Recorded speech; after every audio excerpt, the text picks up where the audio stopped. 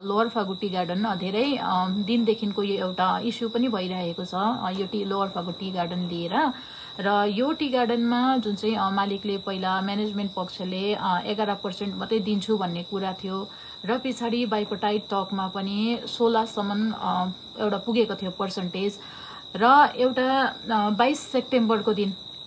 म्यानेजमेन्टले 22 सेप्टेम्बरको दिन चाहिँ एउटा हाइकोर्टमा एउटा रिट फाइल गरेको थियो जुन चाहिँ एडभाइजरी अर्डरलाई नै च्यालेन्ज गरेर त्यो रिट फाइल गरेको थियो र त्यस मार्फत भनिएको थियो 3 वर्षमा चाहिँ धेरै लस भएको छ म्यानेजमेन्टलाई 2022 देखि 23 मा 2.64 करोड 2023 देखि 24 मा 3.18 करोड 2024 देखि 25 मा 3.85 करोड यति चाहिँ लस भएको छ कम्पनीलाई म्यानेजमेन्टलाई 3 वर्षमा र हामी चाहिँ 20% बोनस दिने क्यापेबलको छैनौं भनेर एउटा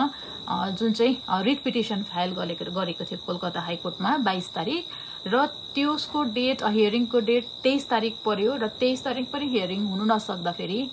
हिजो 24 तारिक मात्र यो रिट पिटिसनको हियरिङ भयो र यसको हियरिङमा चाहिँ एउटा के जजमेन्ट आएको छ भने कोर्टले यसमा अरु सुप्रिम कोर्टको एउटा लेटेस्ट जजमेन्ट दिएर पनि यसको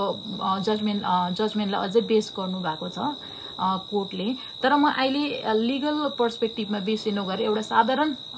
एउटा श्रमिक वर्गले साधारण मैले भनेको कुरा चाहिँ सबैजनाले बुझ्न सक्ने पाराले नै यहाँनेरि म भन्दैछु जजमेन्टको रेफरेन्स नदिई यो रिट पिटिसनमा चाहिँ कसरी यसलाई चाहिँ डिस्पोज गरेको छ के चाहिँ यसको अर्डरहरू आयो भन्ने त्यही कुरा मात्रै म यहाँनेरि राख्न गइरहेको छु र यो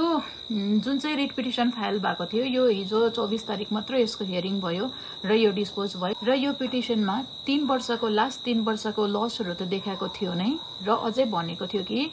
म चाहिँ यो टाइम चाहिँ यो वर्ष चाहिँ म 9% मात्रै बोनस दिन सक्छु त्यो पनि 2 इन्स्टलमेन्ट गरेर दिन्छु भनेर चाहिँ एउटा म्यानेजमेन्टले एउटा क्लियरली त्यो कुरा राखेको थियो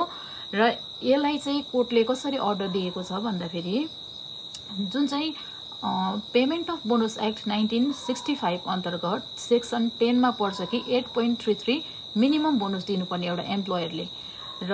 कोर्टले यो भनेको छ यसमा कि मालिकले जुन चाहिँ 9% दिन्छु भन्दैछ त्यो 9% चाहिँ 8.33 भन्दा चाहिँ बेसी हो हायर अमाउन्टै उले दिन्छु भनिरहेको छ र अहिले चाहिँ पूजा नजिक आइसकेको छ अबको 2 दिनमा पूजा छ र म्यानेजमेन्टले विदिन 27 सेप्टेम्बर भित्रमा चाहिँ 9% चाहिँ दिइहालोस् विदिन 27 सेप्टेम्बर 9% चाहिँ दिइहालोस् किनभने यो मिनिमम अमाउन्ट भन्दा बेसी छ हायर अमाउन्ट हो 8.33 भन्दा बेसी हो र जुन चाहिँ अर्को अमाउन्ट छ 9% 27 सेप्टेम्बरमा दिइसकेपछि चाहिँ अरु जो रिमेनिङ ब्यालेन्स छ जो चाहिँ वर्करले क्लेम गर्दैछ 20% क्लेम गर्दैछ र त्यसको मिलाउने दायित्व चाहिँ क्लियरली यो चाहिँ लेबर डिपार्टमेन्टलाई र यहाँको डीएमलाई डिस्ट्रिक्ट मेजिस्ट्रेटलाई उहाँहरुलाई सुम्पिएको छ कोर्टले चाहिँ कि कोर्ट लेबर डिपार्टमेन्टले यसमा कन्सिलेसन गर्नु पर्यो र जुन चाहिँ 11% छ 11% को चाहिँ थ्रु नेगोसिएसनबाट कन्सिलेसनबाट यो चाहिँ मिलाउनु पर्ने भन्ने एउटा कोर्टले एउटा जजमेन्ट दिएको छ र हामीले यो जुन चाहिँ जजमेन्ट कोर्टको जजमेन्ट यो हाइकोर्टको जजमेन्ट पाइसकेपछि हामीले यहाँनेरि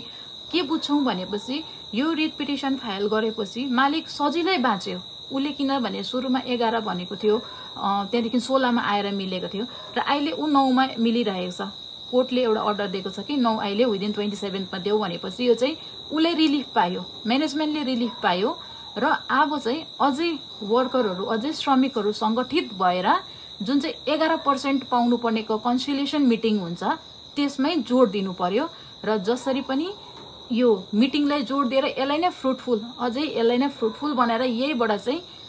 हामीले 11% पनि पाउने एउटा पहल गर्नु पर्यो भन्ने मलाई लाग्छ र जुन चाहिँ 9% दिइसकेपछि रिमेनिङ अमाउन्ट छ वर्करले क्लेम गरिरहेको